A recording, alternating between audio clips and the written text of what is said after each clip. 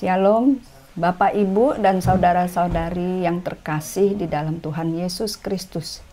Pada hari ini, saya akan menyampaikan senjata iman yang diambil dari Kitab Mazmur 78 ayat 70-72.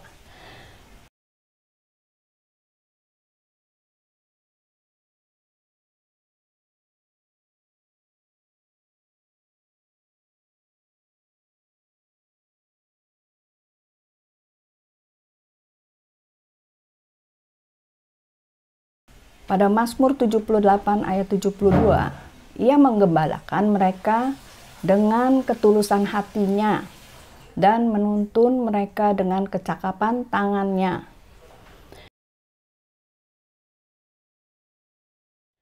Sebelum menjadi pemimpin suatu bangsa yang besar, Daud harus melewati proses ujian.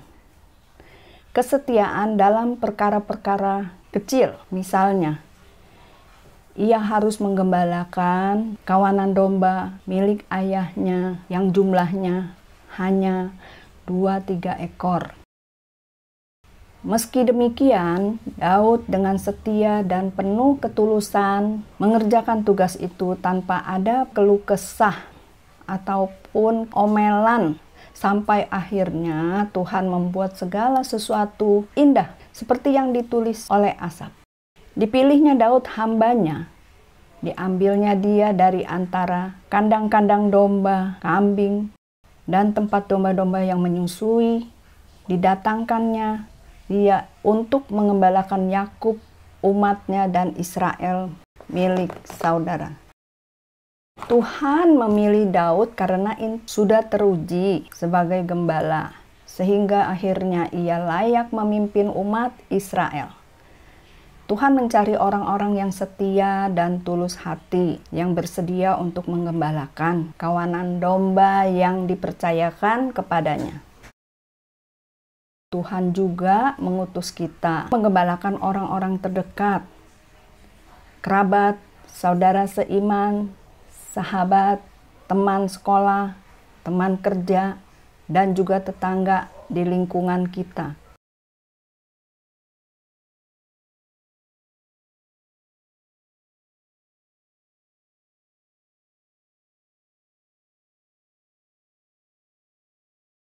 Karena itu, kita menjadi berkat atau menjadi garam dan terang bagi dunia ini.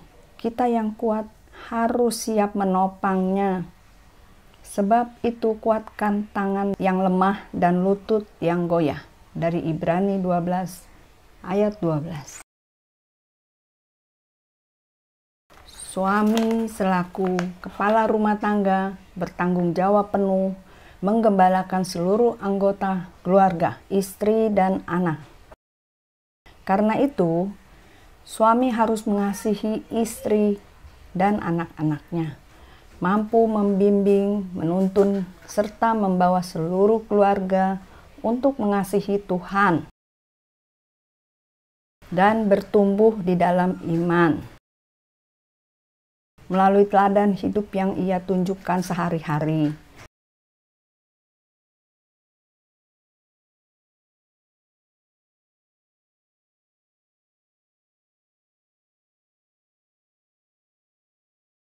Keluarga adalah domba-domba yang Tuhan percayakan kepada kita. Menggembalakan berarti bertanggung jawab, memelihara, memenuhi kebutuhan, termasuk juga mendisiplinkan mereka. Yang sering terjadi ada di antara kita, sibuk melayani di luar, sementara anggota keluarga sendiri diabaikan dan ditelantarkan. Di masa-masa seperti sekarang ini, ujian dan tantangan semakin besar. Bisa berupa masalah, penderitaan, kesesakan, termasuk juga tipu daya dunia ini. Keinginan daging, keinginan mata, serta keangkuhan hidup. Sehingga banyak anak Tuhan mengalami kejatuhan. Yang tadinya setia, beribadah, dan bersemangat melayani Tuhan, sekarang kecewa, marah, mengalami kepahitan, dan sebagainya. Karena mengalami masalah, mereka menjadi suam-suam kuku dan akhirnya terbawa oleh arus dunia ini. Apakah kita akan diam saja dan tidak berbuat sesuatu untuk menolong mereka? Tuhan menghendaki kita memiliki hati gembala, memperhatikan dan menuntun mereka supaya kembali ke jalan Tuhan, sehingga tidak tersesat dan hilang. Sekali lagi, Tuhan menghendaki kita memiliki hati gembala, memperhatikan dan menuntun mereka supaya kembali ke jalan Tuhan, sehingga tidak tersesat dan hilang. Amin. Terima kasih, Tuhan Yesus memberkati.